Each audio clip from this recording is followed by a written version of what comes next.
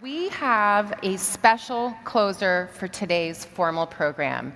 She is the top figure in the United States intelligence community, a challenging role at any time, but especially at a time of great global change. And we appreciate that she could join us here today. Here to introduce this distinguished keynote speaker is Jennifer Beatley, Group Vice President for Intelligence and Homeland Security at Oracle. Let's give her a warm welcome.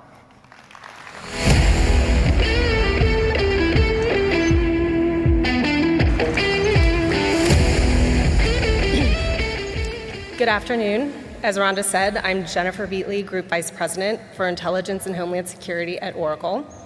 I'm honored to introduce this afternoon's keynote speaker of GEOINT 2025. The Honorable Director Tulsi Gabbard's life is defined by her unwavering commitment to service and her love of country. From her earliest days in public office to her extensive military career, she has dedicated her life in service to protect the safety, security, and freedom of the American people and our nation. The people of Hawaii elected Director Gabbard to the state legislature when she was 21 years old, to the Honolulu City Council 8 years later, and at age 31 to the United States Congress, where she served for 4 terms. Having experienced firsthand the true cost of war, the director vowed to honor the lives and sacrifice of her brothers and sisters in uniform, serving on the Armed Services, Homeland Security, and Foreign Affairs committees in Congress. A combat veteran with 3 deployments to the Middle East and Africa as part of a special operations mission to counter terrorism, Director Gabbard has served in uniform since 2003. She approaches every issue, domestic and foreign, with a focus on ensuring safety, security, and freedom of the American people. She's committed to securing the nation, upholding the Constitution, and serving the American people. Like Director Gabbard, Oracle is committed to protecting the nation, and we are honored to partner with Director Gabbard and the intelligence community. At Oracle, we are a cloud computing company whose roots are founded in data management. Our mission is to help our customers see data in new ways, discover insights, and unlock endless possibilities. Our very first customer was from the intelligence community, and since our founding in 1970, we've supported not only intelligence agencies, but all public sector customers with on-premises, hybrid, and cloud solutions at every classification level. Our technology aligns to the DNI strategy, and we are honored to be a trusted industry partner on these initiatives. Please join me in welcoming our keynote speaker, the Honorable Tulsi Gabbard, Director of National Intelligence. It is a true privilege to be here to join you today. I want to just first start by saying the most important thing, which is thank you. Whether you are working within the United States government or you're working in private industry, all of us are gathered here today centered around what is our most important and core function and mission, which is securing our nation's liberty and the American people. I got to tell you, I agreed to come here as soon as I got the invitation. I've been very much looking forward to coming here, but then after I agreed, I started to think about what I would talk to all of you about. I am just a normie who has been a consumer of much of your work throughout my career, both in the military and in politics. I won't even begin to try to impress you with any technical lingo, but no, the most important thing that I can share with you really is the value of what you are doing every single day. You know, geospatial intelligence, as you know, is not a topic that's often discussed around the dinner table. As a former member of Congress, I can tell you it is not often talked about in the halls of Congress, mostly because people don't understand it beyond the superficial. It's highly complex and specialized field that even many who benefit from your expertise really couldn't articulate with any kind of specificity. But what's most important is that when we take a step back, we understand that geospatial intelligence is at the heart of our country's history, and certainly at the heart of our military history. I'm a soldier, so forgive me for being Army-centric, but there's a reason that Thomas Jefferson established the United States Military Academy at West Point, not to train infantrymen, but to train engineers. And that's because he understood that war requires, yes, battlefield leaders, but it would specifically require engineers and surveyors, the makers of maps and the works upon them, to come into being, to support those leaders. Today, as we fast forward to where we are, obviously our challenges are more complex. The tools that you are providing are profoundly different, but your role and the importance of it to the American people is precisely the same. There is a direct through line from George Washington surveying the great frontier of wild Appalachia to pioneers and explorers charting westward paths, to you and your colleagues integrating data and analysis on a distant land and delivering it to policymakers and our military at operational speed. We go back over 4 decades ago for an example. Prior to the U.S. invasion of Grenada in 1983, the Army operational planners at Fort Bragg got together to plan this operation and then discovered that they had no maps. So a division staff officer did what good staff officers do. He headed for downtown Fayetteville, procured tourist maps of the island, and brought them back to the planners, who then superimposed a military grid on top of that map and distributed copies to the invading troops before they boarded their aircraft. Finding solutions. Once the battle kicked off, however, the various services learned that coordination of fires was exceptionally difficult, if not impossible, because they were not operating from a common map or locational references that they could all use. So this acute problem of inadequate geospatial intelligence moved very quickly from the realm of utter absurdity from a planning standpoint to the effect of life and death implications. So in this example, it can very easily be translated to the modern day landscape that we are operating in to see the indispensability of your effort, your professionalism, and the capabilities and solutions that you are bringing every day. Now, President Trump and his administration has made very clear that he views foreign policy in the world through a lens of realism. And within the context, making decisions of what's in the best interest of the American people and our security. The goal is always peace, deterrence, while also maintaining that state of readiness should war as a last resort to defend our nation be required. This readiness is what you enable, doubling down on your work to ensure the safety, security, and freedom of the American people. The President has made it clear America cannot, will not, and should not be the world's police. We are rooted in American history, ideally learning from failures of the past, and focused squarely on the American interest. In this, we take to heart the wisdom of John Quincy Adams when he said that America, quote, goes not abroad in search of monsters to destroy, lest she no longer be the ruler of her own spirit. Now, many of us in this room are part of a generation that has lived through what happens when that wisdom is discarded. However, this policy and this approach, this view of the world should not be seen as isolationist. We must act within the best interest of our nation, engage in diplomacy with friends, partners, allies, and yes, adversaries, I would say especially adversaries in the pursuit of peace and prosperity. And we in the intelligence community, at our best, play a critical role in ensuring that our nation's leaders and policymakers are best informed as they make these decisions. So you are the ones who are enabling not just American policy, but strategy that's being executed in real time. Nearly a century ago, there was a scholar named Alfred Korzybski who coined the phrase, "The map is not the territory," referencing the perennial challenge of matching observation and orientation, and therefore representation, to reality. It's a challenge that American geospatial intelligence meets better than anyone, anywhere.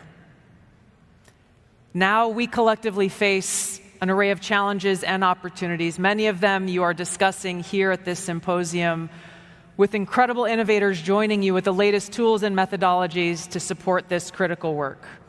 I had the chance to walk around the hall and visit some of you before coming here this morning.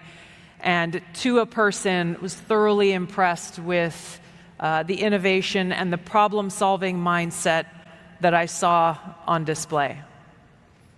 Thomas Jefferson's first Corps of Engineers out of West Point, ready to survey a virgin continent, would have looked upon all that is happening here with awe, but also with some familiarity and with recognition, because they would have seen at once the fundamental continuity between their mission and yours.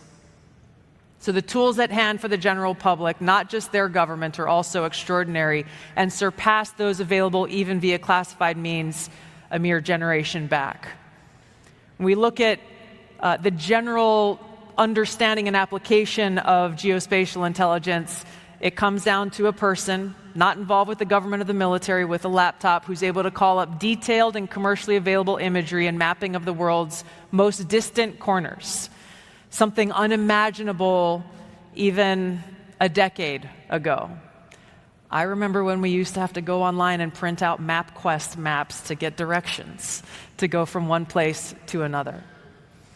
But just as we are evolving and leading in our innovation, so are our adversaries. So with all of this, the question is, how do we maintain our excellence? How do we maintain our competitive edge in geospatial intelligence? Now, Rhonda and I are going to be talking here in a few minutes to discuss exactly this, and we'll be taking a few questions from you. But I just want to highlight two important things that I believe inform the rest. The first is that the advancements of America's innovative and dynamic commercial sector are indispensable to the retention of American dominance in geospatial intelligence. Many of the problems that I have seen just in the short time that I've served in this role are when people in government, with the best of intentions, try to solve problems that someone in the private sector has solved 10 times better. This integration of those who work in the government and those who are bringing solutions in the private sector has to be better integrated in order for us to meet mission success.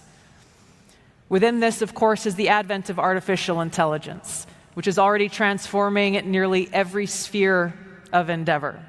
It is the buzzword. Everybody's talking about it. I was back in Washington around Inauguration Day and meeting people that I had known when I was in Congress several years before. And these are people who had worked in very different sectors. Now everybody's doing AI. I questioned then and still now, how many of them actually know what they're doing? This becomes especially clear when we look at the synthesis between intelligence domains, between human signals and geospatial, which when combined can generate awareness well beyond what could be achieved with each pillar in mere isolation, and of course well beyond what the unaided person, restrained by man-hours and individual expertise, could plausibly achieve. There's no replacement for humans in life or work, including in geospatial intelligence, but we have to look at this challenge as an opportunity to change our roles. The analyst of the very near future must add to his or her toolkit the ability to understand, engage, and direct AI for the amplification and maximization of their own work and capabilities. The second thing I want to emphasize is that we never stop asking ourselves, how do we maintain our qualitative edge? And in seeking the answers, we fulfill our mission, our charge to defend the American people. There's a popular quote, erroneously attributed to Churchill or Orwell, depending on the source that you read. It says, people sleep peaceably in their beds at night because tough men stand ready to do violence on their behalf. Whatever the attribution, it expresses a truth that those who wear the uniform understand well and voluntarily accept. But the reality is that by the time violence is required, there is by definition a failure that occurred. The true success of a policy is when the American interest is met, American liberties are secured, and no violence is necessary. As the Director of National Intelligence, answerable to the President, who answers to the American people, our mission focus for the intelligence community is this: Our work is not first and foremost the winning of conflict. It is the prevention and deterrence of it. Thank you very much.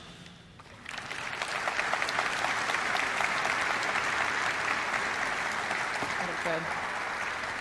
Thank you. Thank you, Director Gabbard, for those insightful comments. I understand that in the wake of 9/11, you made a decision to begin a life of service. And interestingly, the ODNI was stood up in the wake of intelligence failures following 9/11. Can you tell us a little bit about that journey, your personal journey, and then, holy cow, you're the top intelligence official at ODNI now? I certainly couldn't have mapped that out for myself. I was born in American Samoa, grew up in Hawaii, and experienced and knew from a relatively young age that I was happiest when I was doing things for others, trying to be of service to God and to make a positive impact on other people's lives. And initially, I started with a nonprofit as a teenager, focused on the environment and clean water. But eventually, as we talked about a few minutes ago, kept asking how and where can I make more of a positive impact? Yes. And that's really been the driver of the big decisions I've made in my life. But started out in the Hawaii State Legislature, and ultimately was driven to enlist in the military because of the attacks on 9/11, and knowing that I felt a sense of duty and responsibility to go after those who attacked us on that day. And enlisted and ended up serving in a medical unit, and my first deployment was to Iraq in 2005. Okay. So I loved I loved all of what you had to say, but in your ending you said, our focus for the IC is this. Our work is not first and foremost the winning of conflict, but the prevention and the deterrence of it. Amen to that. So as the top intelligence official in the IC, how are you focusing the IC missions prioritized by the administration today, including things like border security, counterterrorism, and counter-narcotics? Yeah, well, this was, when the president nominated me for this position, I know you would be surprised to know that I had some vocal critics. But the number one criticism that I heard was, she didn't spend a career working in the intelligence community. But as someone who served in uniform for over 22 years and served in Congress for 8 years on the Foreign Affairs and Armed Services Committees, I had been a customer of intelligence for a long time and had a lot of firsthand frustrations based on the products that were being delivered. And I won't go into the detail, but I'll tell you, a lot of folks in Congress have the same frustrations today, which is intelligence, in order for it to be useful, has to be timely, has to be relevant, and it has to be objective and unbiased. So again, I didn't foresee myself being in the position that I'm in now, but bring that experience to our mission set to make sure that our policymakers are getting that intelligence that meets those 3 benchmarks and is being delivered at operational speed. With everything that's happening in the world right now, our president is leading negotiations for peace on many different fronts in the world. Being able to deliver that timely intelligence is the difference between something best informing his and the cabinet's decisions towards peace and towards deterrence, or it being useless because it's come too late, or it's not providing that complete picture that he needs to be able to make important calls. You mentioned the latest focus on the border. The designation of cartels as foreign terrorist organizations. This is a new front in many ways. There hasn't been an emphasis on collection in this area, so immediately ramping up that focus, it's the biggest shift in collection priorities in ODNI's history, specifically to get after this challenge so that we have the awareness of what does this landscape look like. It's going to bring a lot of unique challenges given this is right on our doorstep, both in our southern and northern borders, as we look at counter-narcotics and counter-cartel operations that will most importantly require, yes, it's collection, but it is that fusion and complete understanding that requires our national intelligence capabilities working very closely with federal, state, and local law enforcement, who in this case are the frontline element on the ground. When we talk about boots on the ground in the traditional sense, we have local law enforcement, we have Customs and Border Patrol. They all have to be operating from that same picture in order for us to be effective, and we can't have these silos, both information and intelligence. Otherwise, we will not only waste a lot of time and money, but we will be creating more risk. Absolutely. So the mission of the ODNI is to lead intelligence integration and to forge intelligence community collaboration and to deliver insightful intelligence. And you've highlighted, as in your brief tenure, the need to rebuild trust. Our current NGA director, I've heard him often describe GEOINT as the discipline that provides the truth.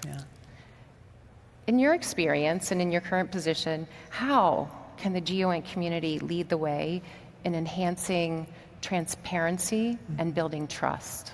Yeah, I mean, that's really what is required. To rebuild trust, it requires that transparency that isn't biased in one direction or another. Whether it's for or against a certain policy, there's nothing that can dispute a very clear picture of the landscape that we are operating in. It'll either show us what we hope or what we expect, or the opposite may be true. But by providing that ground truth, it must help inform the decisions that are being made. The integration that is required within the ODNI has improved dramatically since the post 9/11 era, but obviously there's a lot of room for growth. We're looking at things, for example, like open source contracting across the board. We're looking at how do we streamline contracts for multi-use cases across the intelligence community so that we can save a lot of money and make sure that our IC elements are getting the most bang for the buck and the capabilities that many of you provide. OSINT is an area of relatively new focus from Congress, but I've heard from many of you here today and those who are operating in different parts of the world how we are, in this example, limiting our capabilities because of our own authorities that don't allow for that access to integrate OSINT with the other intelligence capabilities that we have. Really, it's the integration of every form of our collection that best sets us up for success. HUMINT is a critical and important slice of the pie, but it is one. SIGINT, same. GEOINT, the same. OSINT, the same. We can really maximize maintaining that qualitative edge when we are maximizing all of our collection capabilities across the board. Thank you. And thank you to all of you. I am going to share all of these questions for you, and Great. It will probably take you the entire ride home in the plane, too. So continue sending them.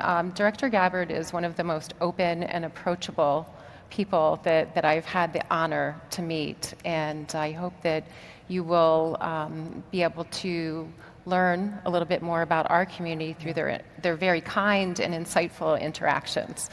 So I want to dig a little bit more into commercial capabilities and integrating commercial capabilities into government missions. What do you see as the greatest opportunity to nudge traditional IC approaches and take more risk by adopting industry innovation, and not only adopting it, but adopting it faster? Yeah, I mean, this is the challenge and the opportunity. The challenge oftentimes is within our archaic procurement laws that don't really help us meet our objective. When we say, here's the capability that we need, who is offering the best solution that can help us drive towards delivering that capability. I spoke with some of you out here. It's something I've known for a long time. Small businesses often may be the ones who have that capability because you're small and you're agile and nimble and able to get after a problem set perhaps bigger, more quickly than a bigger business or contractor, but you don't have the ability to get inside the door and make your pitch. We have to do a better job internally of education and culture to make it so that those who've been working in the intelligence community for a long time, who by no fault of their own end up being limited by living and working in a skiff every single day and not connecting what's happening in the real world to the work that they're doing, and also in some cases being afraid of being replaced by AI and therefore not being open to the multitude of options that won't replace humans, as I said, but can actually make it so that your time is better spent and that we are getting the most out of every person who works in the intelligence community, and that can kind of open new horizons for what's possible and the products that we can deliver faster with better quality to those who need them the most. I see nothing but opportunity here. We've got some doors to kick down and some barriers to break through, but ultimately, this is the time to do it.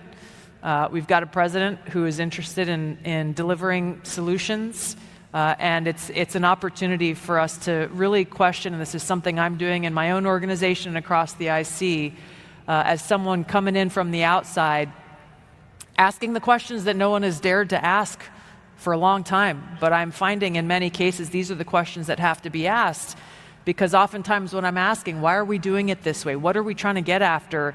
And the response is like, this is just the way we do it. This is the way we've been doing it for 10 years and 20 years. Like, okay, is there a better way? I don't know, maybe. I'm excited to go to work every day because of this opportunity to kind of breathe some new oxygen and some new life in making it so that what we are doing in the intelligence community is operationalized in real time, that we don't have intelligence just for the sake of having intelligence. Amen to that. Wow. So the theme of our conference is building a secure future together. Mm-hmm. A secure tomorrow together. And I know who wrote it. So let's talk about partnerships. You dabbled a little bit in the human-machine teaming, that's a partnership. We've talked about our academic partners. We have 44 academic institutions represented here this week. Amazing. We've talked about our industry partners. We've talked about government to government. And of course, our international partners. We have 400 international guests here this week. What's your perspective on partnerships? They're essential. If we try to do anything alone, we'll fail. I've probably met at this point with close to 60 of my counterparts from different countries around the world, both in foreign travel as well as those who are coming to Washington, D.C. And it's always very interesting to see the unique capabilities even some very small countries in far-flung parts of the world have that we don't have. And so obviously we bring capabilities that they don't have. And so having these partnerships, intelligence sharing agreements really are a force multiplier for us, and again, allow us to focus on the things that we really need to focus on rather than thinking we can be everything in all places all the time. Again, I think the same thing goes for the partnerships that we have here. I talked with Gary a little bit earlier about some of the bright students that you have here. You said you have high school students and college students, but that the challenge is that there are not enough people, young people who are interested in joining this field, and I've heard this from the NGA commander as well. So having these partnerships between academia, creating an open window for those who are going through college or high school to look at what opportunities that exist. I got to believe that whether it's in the private sector or in the military, there would be a lot of excitement as people look to this fusion of the traditional way of doing things with the technology that's available and quickly evolving to be the leaders of a really new frontier of geospatial intelligence. So the partnerships that we have and that we're looking to continue to grow really are essential for us to be able to succeed, but also for us to not be left behind. All right, the questions are still rolling in. So the mission of USGIF, we stood up 21 years ago, just a year before ODNI, to help build this then nascent tradecraft, to help bring together our community in forums like this and to spur innovation. You had a chance to visit the show floor. Any takeaways you want to share with us? I mean, I was inspired. I knew that I would come here and be impressed, but it was just great for me to see some of the innovations and ways that you are bringing such huge value to our mission set. I've seen a lot of the products of your work without knowing it is your work, but to be able to connect those dots to something that we'll bring to the President during his President's Daily Brief, knowing now, having met some of you, that it is your technology that had a hand in the creation of that product. It's an awesome and exciting thing to see, and again, inspiring to see those of you who've worked in the intelligence community before, those of you who've served in the military or in special operations, and you've been downrange, and you've started your company specifically because you were down and on the line, as they say, saw a problem, and instead of just shrugging your shoulders saying, God, I wish somebody would fix this, you've actually taken those steps to be that solution because you speak the language, you know the experience, and you know exactly what needs to be done. I can't overstate how important and critical that is, again, for us to make the best use of taxpayer dollars and shorten that distance between those who are experiencing the problems and hoping for a solution and those of you who are delivering it. All right, we've gotten several budget-flavored questions. Any comments overall on Iron Dome? That is a very big topic for this community, especially a community that has R&D dollars and an academic community that is eager to do research towards our future. Yeah. I can't say much on, I think you're referring to the Golden Dome. Golden Dome, thank you. I can't say much about it other than obviously this is a priority for the President that has a direct nexus and prioritization between the Department of Defense and the intelligence community. The work that you do and the work that NGA does and NRO does, Space Command will take a central role in this. I know that plans are being made and we are committing funds for this initial planning and R&D phase, but beyond that, more to follow. All right. If the answer is to no, this is fine. I've gotten this question 3 times. Okay. Any thoughts on the $150 billion reconciliation bill and how that might impact geospatial intelligence? I can speak to our portion of the bill, and I think the Congress and the President's recognition of the importance of this work, we have largely been able to protect the dollars and the budgets that we had planned that have been included in this bill as of now. As you know, nothing is done until it's done, and there's still more work to be done on this in Congress. But other parts of the government have seen severe cuts, but again, thankfully this is an area where congressional leaders, as well as leaders within the cabinet and OMB, we've conveyed our priorities, and those priorities have been heard and largely protected so far. All right, thank you. We'll see. I like it. I've been there. It's not a pretty process, nor does it often make sense. So I really appreciate that you understand the need for automation in our industry. I am a recovering imagery analyst. It's been a long time with old school film, and I'm excited about automation. I'm excited not to have a clicker and counting each piece of equipment that I'm seeing on imagery, and my imagery teacher is right over here. There's more and more resources, there's more and more modalities. Artificial intelligence is necessary for us not only to gain more insights, but to gain them more quickly, to get them to the boots on the ground, to the decision makers. What do you see as the impediments to us bringing this type of technology to bear at scale, and how can we kick down those doors? I really think that the first and biggest obstacle is just a lack of understanding of AI, not only of its capabilities, but because of this lack of understanding, there's a lot of fear in what machine learning can be or is.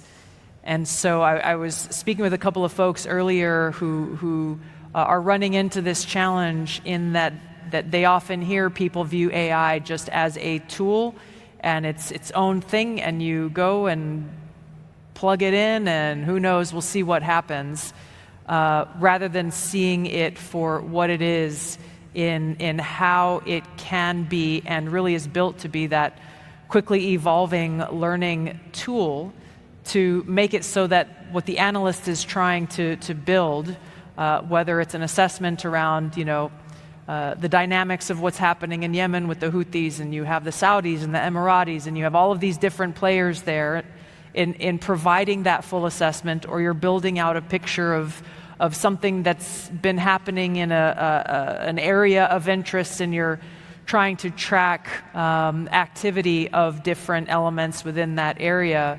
I think getting over that barrier of lack of understanding and therefore fear is the biggest challenge. And I think there are unique ways. Your organization, I think, is uniquely positioned to do this, but those who are also providing tools that are solutions in really breaking it down into the practical case, use cases that you can demonstrate, both, yes, to the policymakers, but really to the customers to, again, try to eliminate that fear and start opening up the sight picture into what's possible and how you can do so much more. One person can do so much more with the right tools at their fingertips. I think once we break through that, then there will be a lot more. I think there will be a lot more openness and excitement about how we can best use AI within the national security space and the intelligence community. All right. Here's a creative one from the audience. Do you see a future where we treat models themselves like digital personnel, with controlled access, chain of custody protocols, and even clearances for certain training environments? What do you think? I can imagine Elon Musk's answer to this question.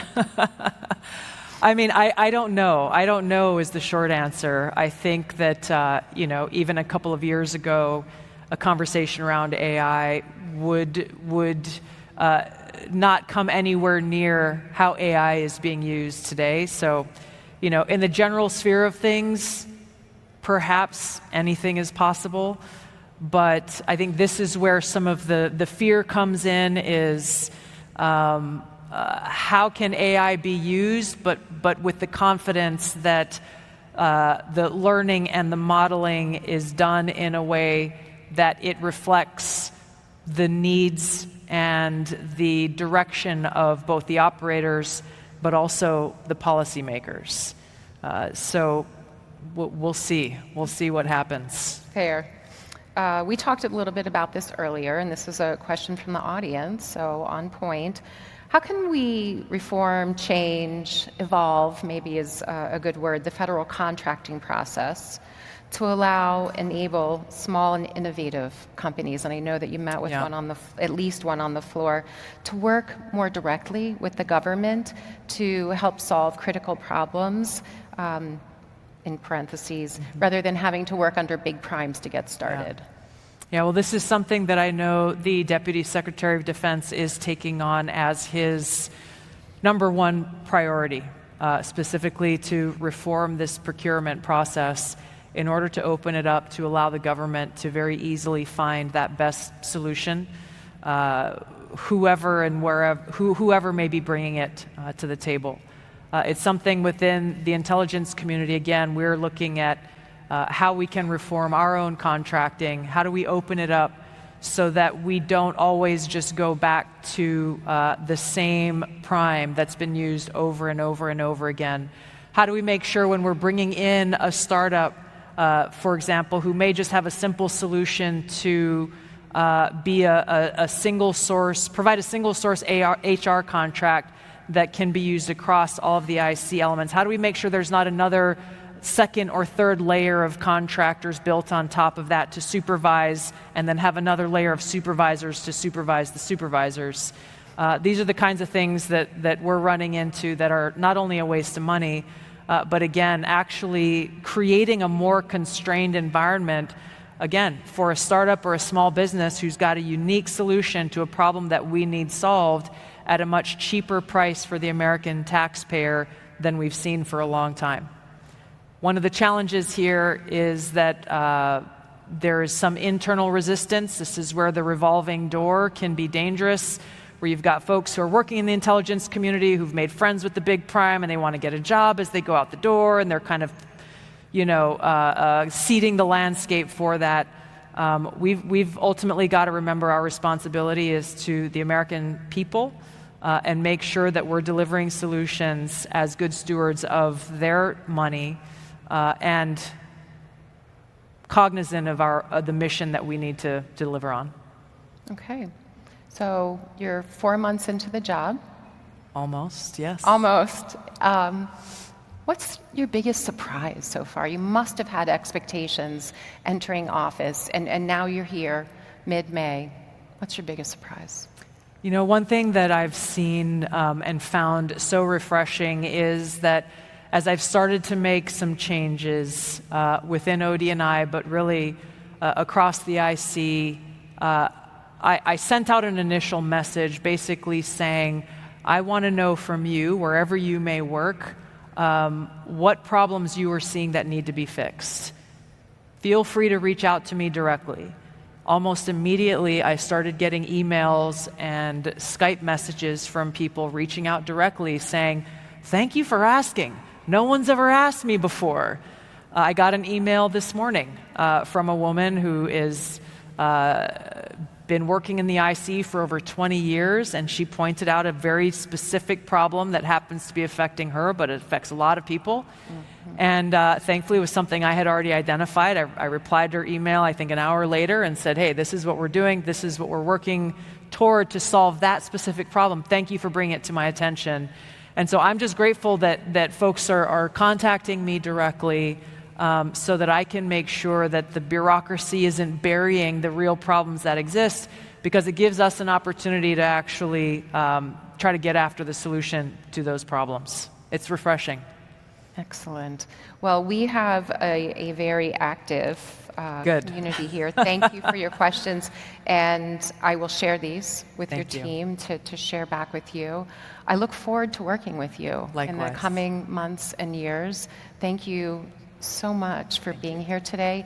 Everyone, please join me in thanking Director Gabbard for sharing her insights. Thank you so much, everybody. Great to see you. That was awesome. Thank you. Thank you. That was really great. Appreciate you. We'll talk again. Okay.